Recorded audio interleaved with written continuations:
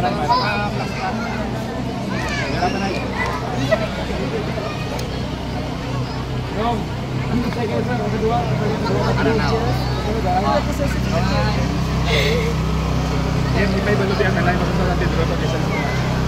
sa kanal ng Opol, Malihog Gabinya, mga Kabinya, Opol sa Paso sa kay San Pedro. Pwede na kita ka na.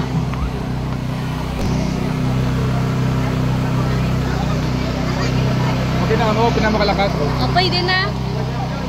Pwede na kita, sige.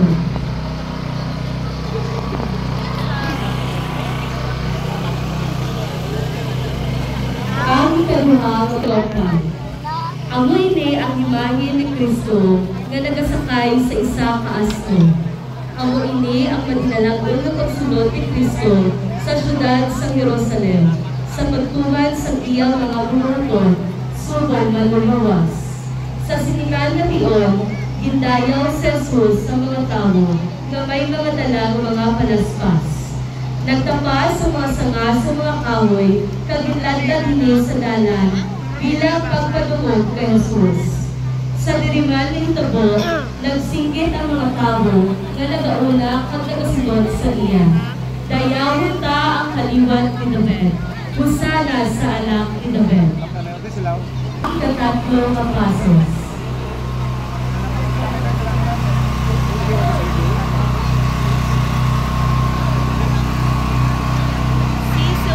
Season 1 Bautista. Juan Bautista. Anak ni Zakaria at Elizabeth, napakaisa ni Maria. Siya isa ka-ispitado ng malugbali na nag-bautismo ang kalupugod sa mga tao sa pagpangayo sa kasayo sa ilang mga sanak. Ginsubor siya sa Diyos sa pag-andam sa dalang alang sa Mesiyas o si Kristo. Si Juan Bautista.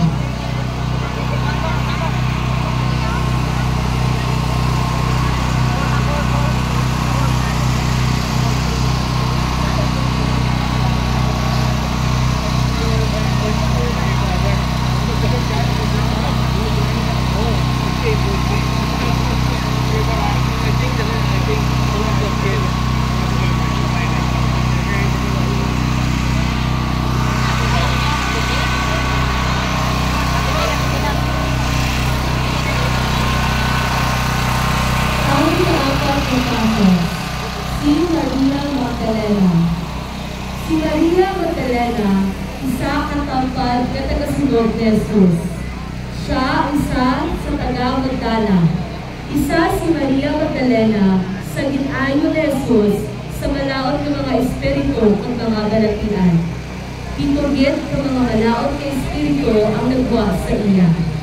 Isa siya sa mga kababaihan na nagukod sa pagpapakaton kay Jesus na naghahatag sa kinahanglan ni Jesus gikan sa iyang pagkabutan.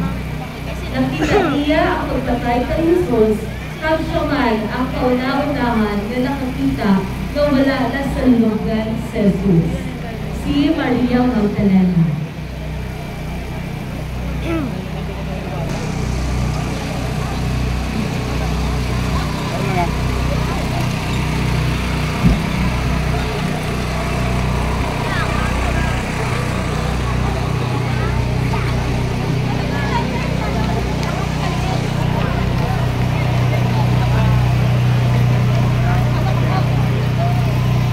Si Maria Veronica.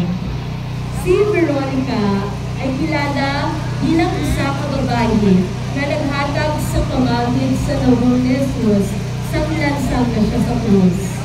Ang pamangkin, pinapatihan na magitan sa Vatican na kinakabig na isa sa mga importante na pinagutong sa simbahan.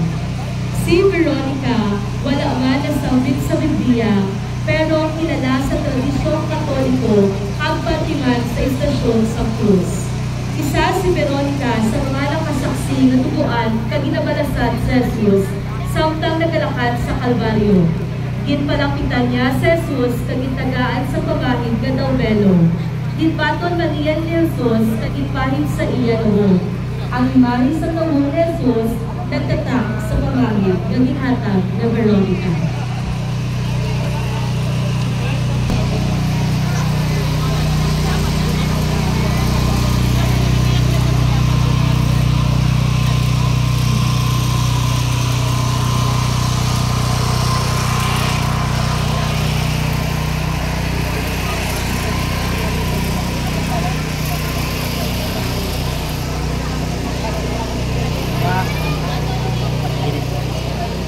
Si Salome. Si Salome, isa sa mga alagad ni Jesus. Isa siya sa mga kababaihan na nagalingkod kay Jesus. Isa siya sa mga babae na nagpalapit kay Jesus sa usok sa pag-altos. Upod niya si Maria, na iloy ni Jesus, Maria Magdalena, ang Maria na iloy ni Santiago. Isamat siya sa nagpakal sa pahamot na ipagahaplas sa bangkay ni Jesus. Si Salome.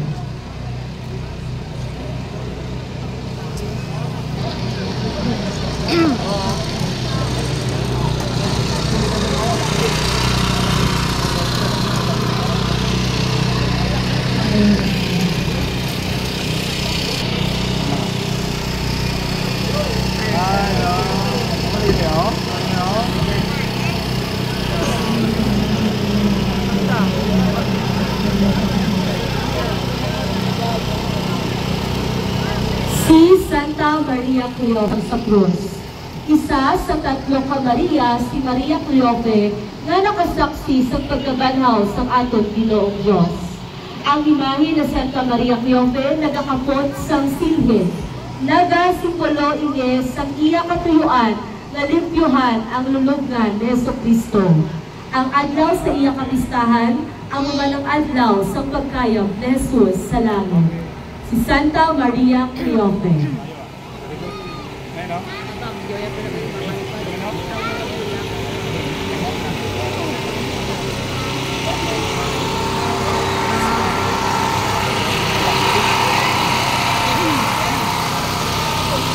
Ang ikawalong apasos, agony in the garden.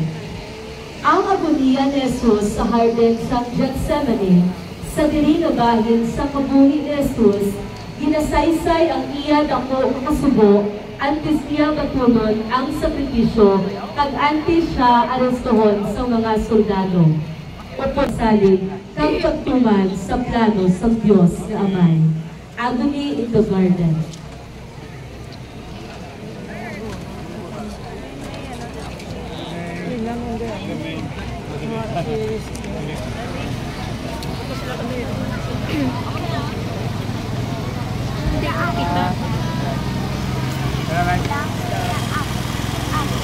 Ang ikasyam na pasos, Jesus de Pasensya or Senyor de Pasensya, isa sa mga imahin na ginapundasyon sa panahon sa Paresma.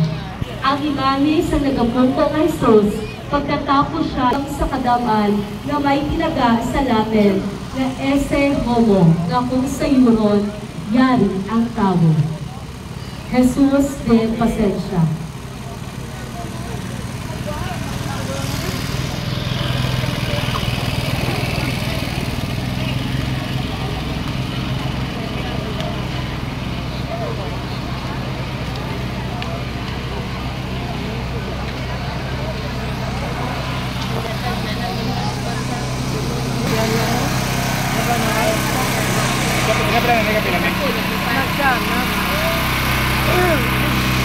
Ang ikapulo na pasos, the crowning of thorns. Ang pagpurong-purong sa tulog kay Jesus, isa lamang ini sa ginhimo ng pagyabuta sa mga soldado sa iya. Ginubahan nila siya sa adisuban sa kapamapula. Pagkatapos ini, naghimo sila sa korona ng mga tulukon at gisuktok sa ulo ni Jesus. The crowning of thorns. Sunod sa, hindi makita.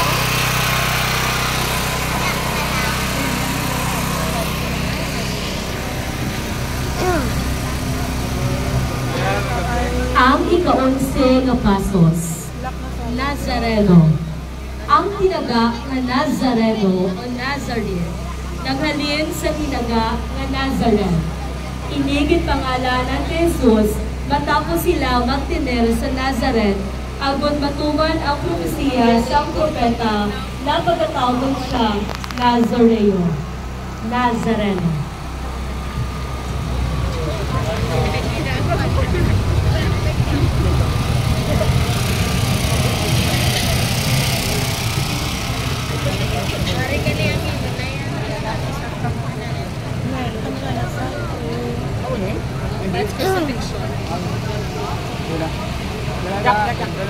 Ang ika-12 na pasos, the crucifixion.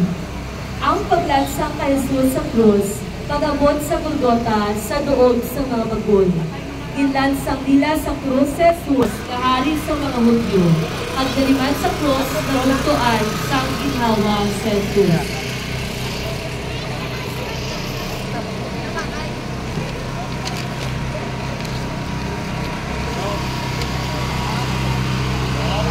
Ang ika-13 na pasos, Pieta.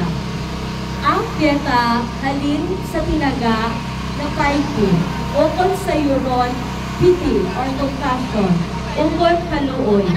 Dari nakita ang pargarga ni Maria sa patay nga lawas sa iya anak na Jesus na nagatungtong sa iya paa.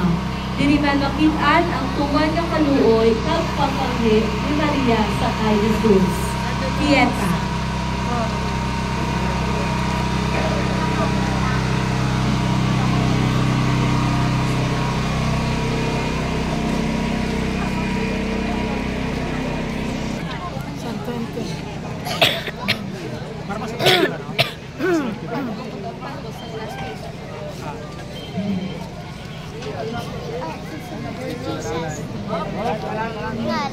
Ang ika-14 nga pasos, ang Santo Inchero.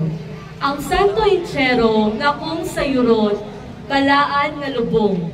Iniman ang termino nga ginagamit para pangalanan ang isa sa mga highlights sa Semana Santa. Ini amo ang imahe sa patay nga Kristo, ang Santo Inchero. Okay. Last na lang, Mads.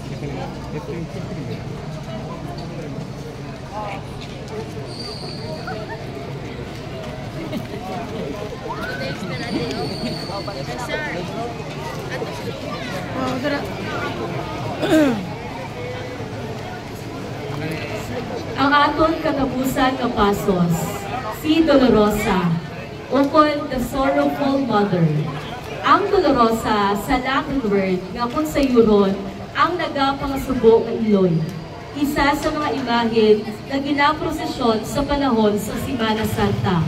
Ini nagapakita sa nagapangasubo nga iloy. Isa ka paglarawan kay Birhen Maria na nagabatsyag sa tuman nga kasubo at kasakit sa iya na patay nga anak nga Jesus. Dolorosa.